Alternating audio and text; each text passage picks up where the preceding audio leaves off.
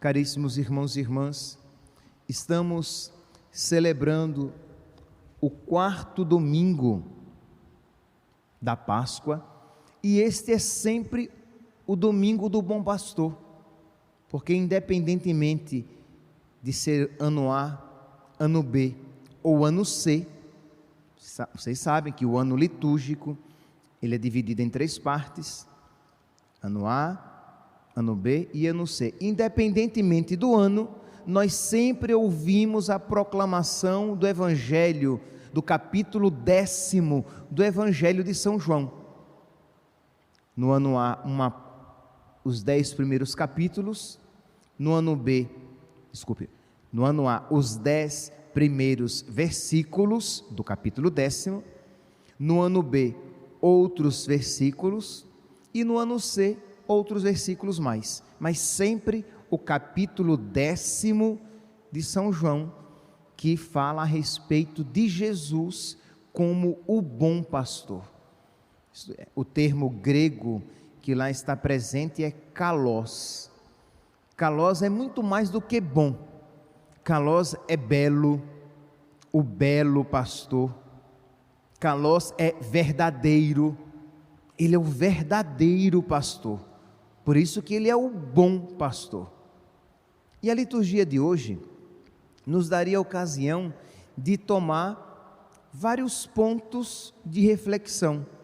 Por exemplo, nós poderíamos aqui falar a respeito do bom pastor como aquele que nos ensina a boa doutrina, a bela doutrina, a verdadeira doutrina, e que nós precisamos reconhecer. Diz aqui que o bom pastor, repete por 3 vezes, que no versículo 3º, diz que as ovelhas ouvem a sua voz, e ele as chama pelo nome. Aqui nos lembra Jesus, que chama Maria Madalena pelo nome, a discípula amada, a chamada pelo nome.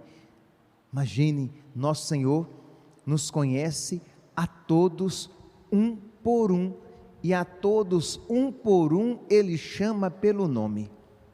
Ele conhece cada um de nós. Nós poderíamos aqui, já fazer toda uma reflexão pensando que em toda a vida de Jesus, em todos os milagres, em todos os ensinamentos e em todos os sofrimentos, Ele me tinha no coração, Ele pensava em mim. Pode imaginar o que é isso? Não é que Jesus pensava na humanidade inteira, como um grande neutro conjunto, uma realidade neutra, a humanidade. Não, Ele pensava em cada um que existia no seu tempo, e em cada um que já havia existido antes da sua vinda ao mundo, e em todos aqueles que existiriam depois. Ele chama a cada uma por seu nome. Poderíamos aqui fazer toda a reflexão.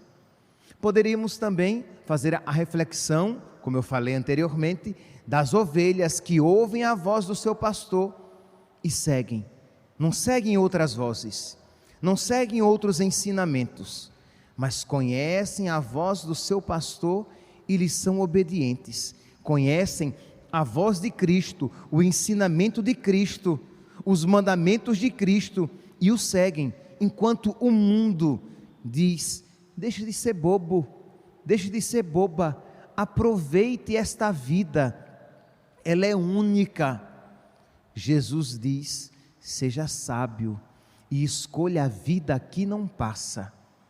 Enquanto o mundo diz: os mandamentos de Deus são difíceis, os ensinamentos de Cristo são muito exigentes, Jesus nos ensina que a sua lei, a lei do Senhor Deus é perfeita, conforto para a alma, que a sua lei é a verdade, que os seus ensinamentos são vida.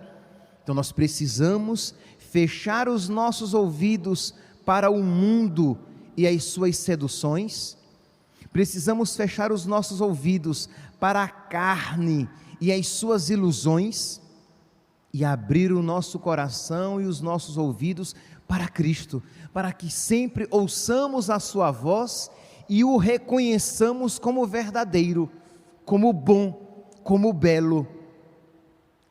Aqui é interessante, reconhecer os mandamentos de Cristo não apenas como verdadeiro, porque nós podemos ouvir a palavra de Deus, ouvir os mandamentos de Deus e dizer, é verdade. O mandamento de Deus é verdade, mas você não enxerga ainda como bom. Isto é verdade que eu devo me esforçar para passar pela porta estreita. Você diz, isso é verdade, mas você ainda se entristece. Mas quando você enxerga a verdade, o ensinamento de Deus como verdadeiro, bom e belo, você se alegra, porque diz, é o melhor. Quando Jesus diz, quem quiser me seguir, renuncie a si mesmo, tome sua cruz e me siga. Renunciar à minha vontade, quer dizer, as vontades desregradas, as vontades que me afastam dele. E eu digo, isso é verdade, isso é bom, isso é belo, e eu quero isso para mim. Então pedir a Deus o dom dessas ovelhas que ouvem a voz de Cristo e o seguem. Eu quero te seguir, Senhor, eu quero te seguir em todos os caminhos, e eu sei que ainda que eu passe pelo vale tenebroso, ainda que eu passe pelas dificuldades, eu não vou ter medo, porque tu estás comigo. Então nós poderíamos aqui refletir também a respeito deste ponto, a respeito do qual Jesus fala 3 vezes, no versículo 3, que as ovelhas ouvem a sua voz, no versículo 4, porque diz, porque as ovelhas reconhecem a sua voz, e no versículo 5, porque diz que elas não seguem um estranho, não seguem aquele que não é Cristo, fogem dele, porque reconhecem a voz dos estranhos, isto é, isso é a voz do mundo, isso é a voz do pecado, e eu não vou seguir a voz do mundo e a voz do pecado, eu vou seguir a voz de Deus, a voz do meu pastor.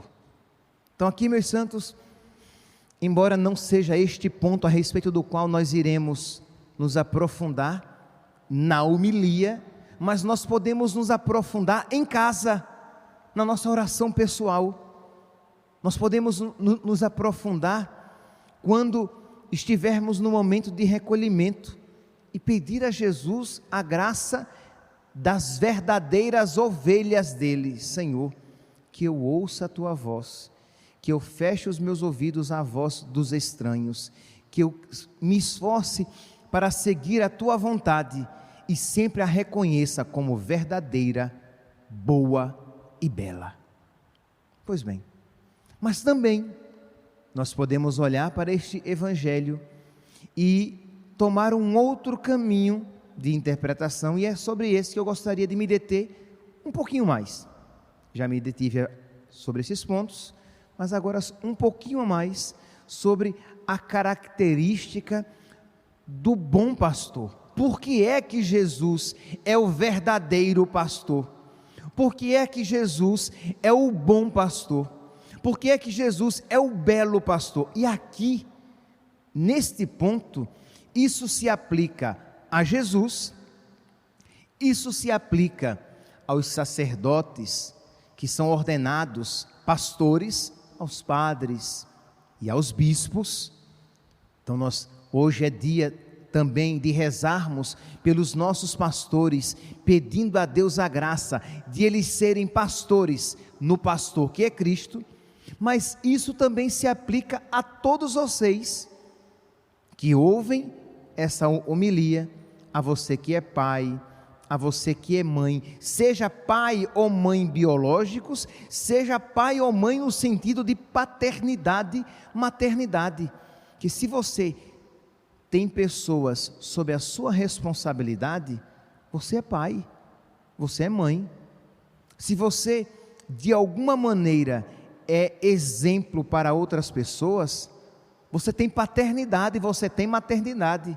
Então isso que nós iremos aqui refletir brevemente, se aplica também a você, se aplica até a respeito dos filhos em relação aos pais, se você de alguma maneira tem alguma exemplaridade em casa, isto é, se os seus pais de alguma maneira olham para você como alguém de referência, se os seus amigos olham para você como alguém que é referencial, ora, você é pai, você precisa ter essa postura exemplar à maneira de Cristo. Então vamos ver, por que é que Cristo é o bom pastor?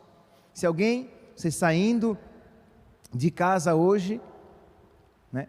Espero que não saiam passeando muito, né? Mas saindo de casa, encontra alguém que pergunta a você: hoje é o domingo uma pessoa bem católica, né? Para que ela saiba que hoje é o domingo do bom pastor. E ela pergunta: hoje é domingo do bom pastor? E você diz: é sim. Na igreja católica vocês celebram hoje o quarto domingo, o domingo do bom pastor? Sim. E ele é o bom, belo e verdadeiro. Você diz: nossa, essa pessoa escutou a humilha do Padre Verlan. Você diz: sim, ele é bom, o belo e verdadeiro. E ela pergunta: mas por quê? Por que ele é o bom, o belo e o verdadeiro pastor? Por quê? E você vai dizer na ponta da língua: é porque ele dá vida pelas suas ovelhas, é porque ele as ama tanto que por elas se entregou. Porque o mercenário, o ladrão, ele não é o bom pastor, ele vem para roubar, destruir e matar. Ele quer apenas se aproveitar das ovelhas. O verdadeiro pastor dará vida. Eu por esses dias, eu até guardei, salvei um printzinho que me mandaram, uma frase, pelo menos disseram que era: e se não é vero é bene trovato. Quer dizer, se não é verdade, é muito possível que seja. Um print dizendo que é uma frase de João Paulo II que diz: o contrário de amar não é odiar, mas é usar as pessoas. Então, o ladrão, ele não ama as ovelhas, ele usa as ovelhas, ele se aproveita delas. Santo Agostinho tem uma homilia belíssima, bela, mas crê em Deus Pai, dá até uma dor na alma quando a gente lê, que ele fala que o falso pastor, ele toma o leite da ovelha, ele tira a lã e com ela se cobre, ele come a sua carne, isto é, ele se aproveita dela, ele não a ama, porque o bom pastor dá a vida pela sua ovelha, se sacrifica por ela. Percebe que aqui não se aplica apenas ao padre, claro, sem sombra de dúvidas, principalmente, mas não apenas, mas a todo aquele que ama. Quando você ama alguém, você, por aquela pessoa a quem você ama, você se sacrifica. Por aquela pessoa a quem você ama, você de alguma maneira derrama o seu sangue. Você não se aproveita dela, você não se aproveita daquilo que ela tem, mas você se doa.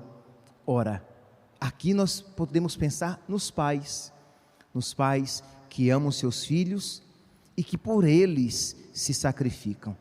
Aqui é verdade, pensamos nos sacerdotes e rezamos pelos pais e pelos sacerdotes, para que sejam bons pastores e deem a sua vida, não se aproveitem das suas ovelhas, mas por elas se sacrifiquem, como Jesus fez. Jesus diz, o ladrão diz isso por 3 vezes. No versículo 1, Jesus diz que o que salta por outra parte é ladrão e bandido. No versículo 8, Jesus diz: todos os que vieram antes de mim são ladrões e bandidos. E no versículo 12, Jesus diz que o ladrão, o mercenário, ele não é pastor, nem é dono das ovelhas. Quando ele vê o lobo chegar, ele foge, ele abandona as ovelhas, porque o mercenário não se importa com elas. Isto é, na hora do se sacrificar, o ladrão, o mercenário, foge, porque ele quer apenas das ovelhas se aproveitar. Então aqui, meus santos, é uma ocasião de pensarmos em como temos amado, se temos amado de verdade as pessoas que Deus tem colocado ao nosso lado. E é claro, o sacerdote pensa naqueles que lhe foram confiados, os pais pensam naqueles que lhe foram confiados, mas todos nós pensamos naqueles que estão próximos a nós, que estão do nosso lado. Se de verdade nós temos amado, isto é, se temos pensado no melhor para aquela pessoa, e o melhor, meus santos, é sempre o céu.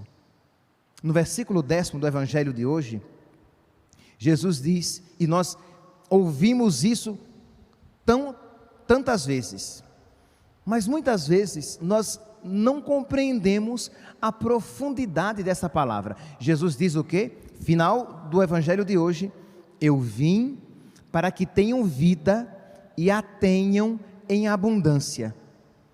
Mas quando Jesus aqui fala vida, ele fala zoé, porque em português nós temos apenas uma palavra, nós usamos vida, aquela pessoa é cheia de vida, então você quer dizer que ela é cheia de entusiasmo, ou ela é cheia de saúde, aquela pessoa está caminhando para alcançar a vida eterna. Pode ser até uma pessoa moribunda, uma pessoa morrendo em cima de uma cama, mas como é uma pessoa cheia de fé, de caridade, de esperança, ela está caminhando para a vida eterna. Mas é a mesma palavra, vida, vida biológica, vida eterna.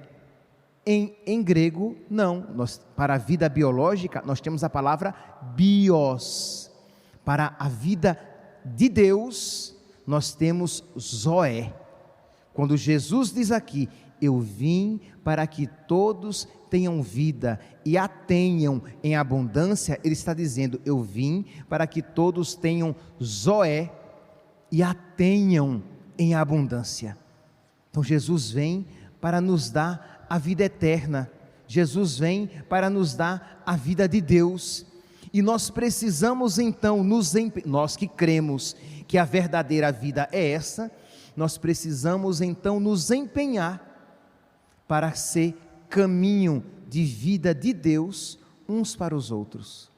O sacerdote, com a sua vida de oração, com a sua pregação, com os seus sacrifícios, em que ele é canal de vida para os seus, para aqueles que lhe foram confiados. Os pais, na educação dos seus filhos, pais, lembrem-se, vocês são responsáveis pela vida na graça dos seus filhos. É importante trabalhar, é importante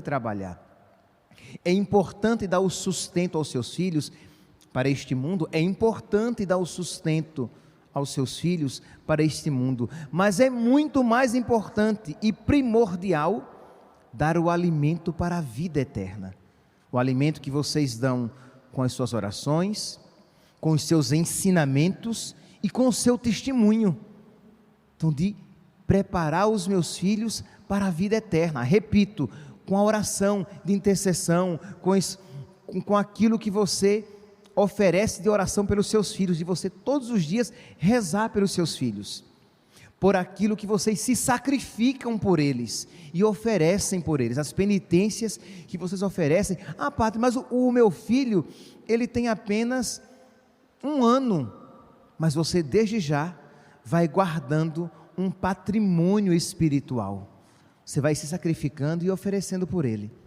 Jesus, quando ele estiver grande, provavelmente ele vai precisar, é esta poupança espiritual que eu faço para eles. Existia antigamente o costume que as pessoas guardavam dinheiro para o filho quando fosse para a faculdade, então iam guardando para que no futuro, quando fosse para a faculdade, teria algum dinheiro para a sua subsistência. Pois bem, nós podemos fazer essa poupança espiritual, de ir rezando e se sacrificando por eles, para que eles tenham a vida eterna, para que eles não se extraviem, e mesmo que se extraviem, que eles voltem para o bom caminho. Então, pelas orações, pelos sacrifícios, pelo ensinamento, o pai e a mãe que ensinam o seu filho a rezar, desde pequeno, o pai e a mãe que ensinam os seus filhos os cristãos, que encaminham os seus filhos para a fé, que os encaminham para a vida com Deus. Por quê? Porque é a minha responsabilidade. Se eu sou um bom pastor, se eu sou um bom pai, se eu sou uma boa mãe, eu preciso encaminhar os meus filhos para que eles tenham vida, e tenham vida em abundância, e vida de Deus, e também pelo meu exemplo e pelo meu testemunho, que os meus filhos olhem para mim e vejam por onde eles devem seguir. É nesse sentido que a segunda leitura de hoje nos apresenta São Pedro, quando vai falar a respeito de Cristo, o bom pastor, ele nos mostra Cristo como um exemplo a seguir. Isto é, Jesus é um exemplo a ser seguido por todos nós, pelos padres, que são pastores, pelos pais, que são pastores, pais e mães, que são pastores, mas por todos nós que queremos ter um coração como o de Cristo, um coração de pastor, um coração que ama, um coração que se sacrifica. Quando São Pedro vai apresentar Jesus como pastor, ele apresenta Jesus como ovelha, uma ovelha que sofre por nós. Olha aqui, caríssimos, se suportais com paciência aquilo que sofreis, por ter feito o bem, isto vos torna agradáveis a Deus. Por quê? Porque de fato, para isto fostes chamados. Também Cristo sofreu. Também Cristo sofreu por vós, deixando-vos um exemplo a seguir, a fim de que sigais os seus passos. Ele não cometeu pecado nenhum, mentira nenhuma foi encontrada em sua boca. Quando injuriado, não retribuía injúrias. Quando atormentado, não ameaçava. Olha aqui o exemplo exemplar. O exemplo exemplar é ótimo, né? Um pleonasmo daqueles. Uma característica exemplar de Cristo para a nossa vida em família, para a nossa vida em comunidade.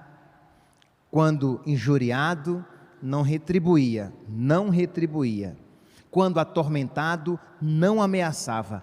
Antes, colocava a sua causa nas mãos daquele que julga com justiça. Sobre a cruz, carregou nossos pecados em seu próprio corpo, a fim de que, mortos para os pecados, vivamos para a santidade. Vivamos para a justiça e vivamos para a santidade. Isto é, tudo isso ele fez para quê? Para que nós vivêssemos para a santidade. Tudo isso ele fez para quê? Para que nós vivêssemos para Deus. Então, tudo aquilo que nós fizermos, em palavras ou obras, devemos fazer para que vivamos na santidade.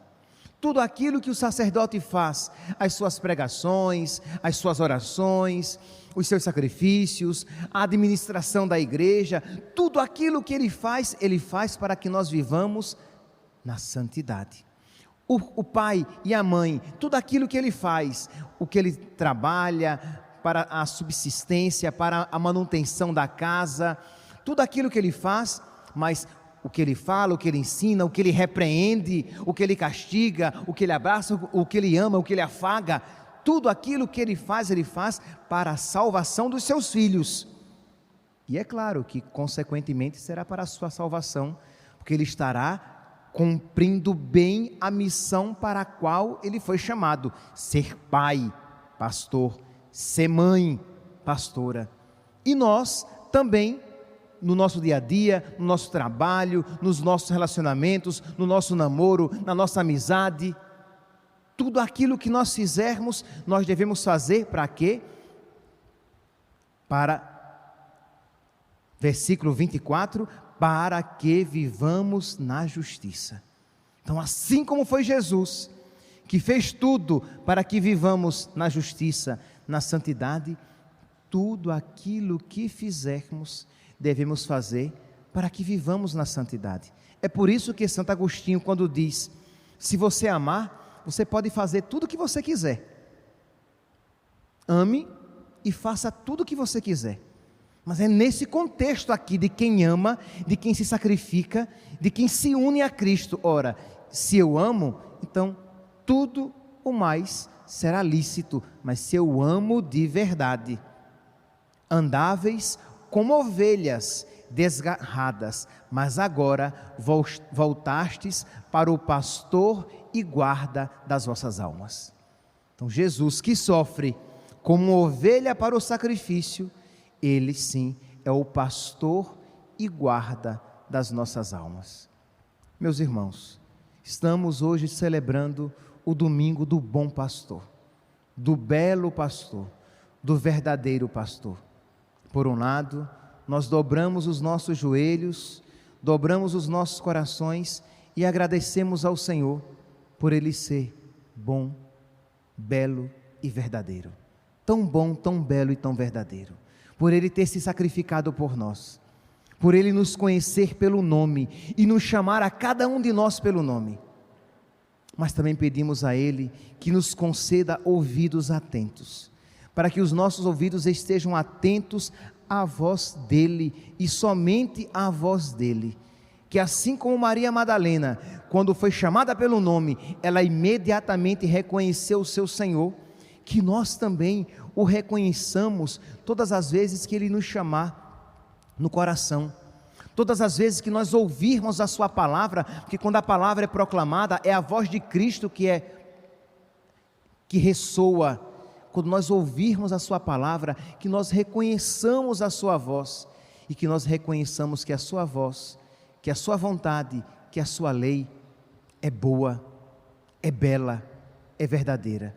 Mas peçamos também que Ele nos conceda a graça de nós o imitarmos.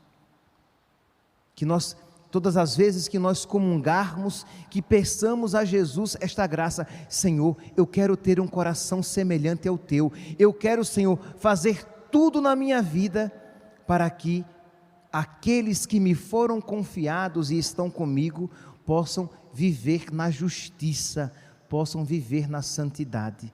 Concede-me, Senhor, a graça de não usar as ovelhas, mas amar as ovelhas. Imagine que maravilha hoje, o povo católico rezando pelos seus padres, pedindo a Deus a graça de os padres não serem como aquele mau pastor, a respeito do qual eu falei aqui, que Santo Agostinho cita, que come a carne das ovelhas, bebe o leite das ovelhas, cobre-se com a lã das ovelhas, mas com elas não se importa. Que nós não sejamos como o mercenário que só se importa consigo mesmo, quando veem o lobo, fogem. E aí vocês rezam pelos seus pastores, mas rezam também para si mesmos: Senhor, eu não quero ser assim, eu não quero usar ninguém, eu quero amar de verdade, e eu quero amar, Senhor, segundo o Teu coração. Eu quero amar, Senhor, dando a minha própria vida. Eu quero amar, Senhor, me sacrificando, porque isso é bom